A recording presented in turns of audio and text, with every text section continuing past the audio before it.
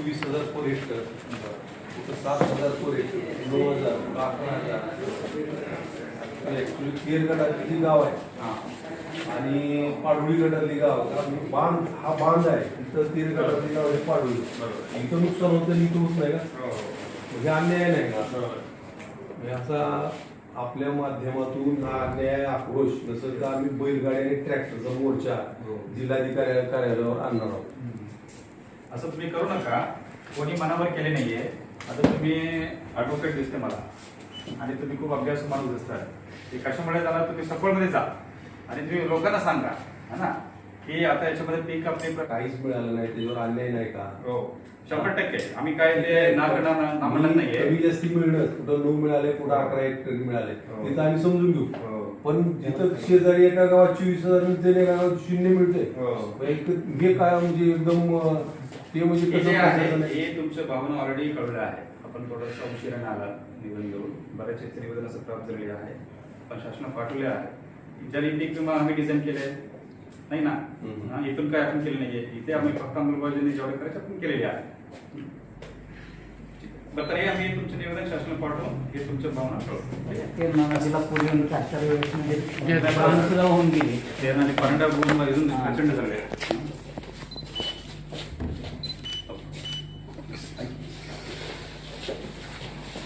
मान्य जिल्हाधिकाऱ्यांना स्पष्ट म्हणलंय की जे झोपलेलं प्रशासन आणि लुटणाऱ्या विमा कंपन्या यांच्यामुळेच केवळ आम्हाला या म्हणजे खऱ्या अर्थानं यांचा हक्क ज्याला मिळणं गरजेचं होतं, ज्या शेतकऱ्यांना, त्यांना या 14 मंडळातील शेतकऱ्यांना विमा मिळाला नाही.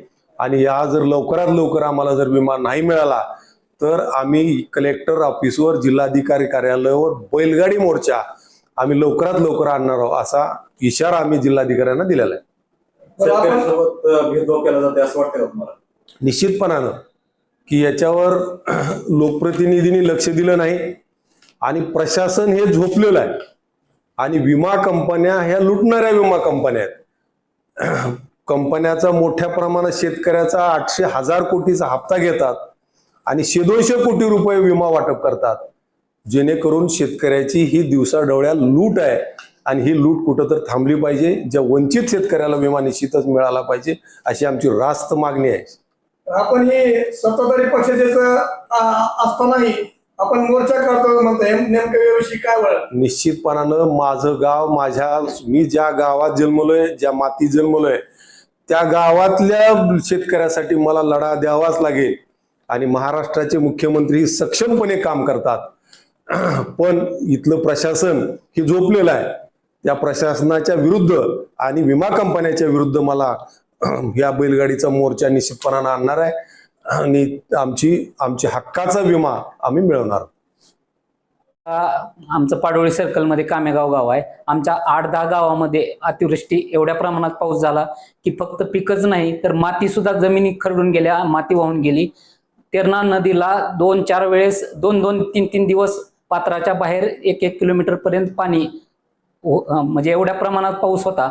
तरी सुद्धा शासनानं कुठल्याही प्रकारचं त्याच्यावर म्हणजे विमा कंपनीनं आमच्याकडे म्हणजे दुर्लक्ष केलेलं आहे.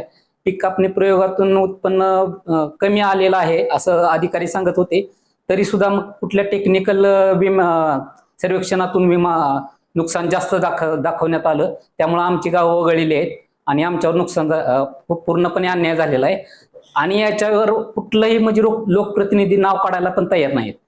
आम्ही स्वतः म्हणजे आमच्या लोकप्रतिनिधींना आम्ही निवडून दिलंय, त्यांच्यापर्यंत आम्ही जाऊन सुद्धा म्हणजे आम्हाला कोणी विचारायला तयार नाही की शेजारच्या इर्ला, दौदपूर, तेर्स मंडळातली गावं, जागजी मंडळातली गावं यांना 16,000, 24,000 याप्रमाणे विमा मिळतोय आणि आमच्या गावात 1% नुकसान नाही. असं कसं होऊ शकतंय?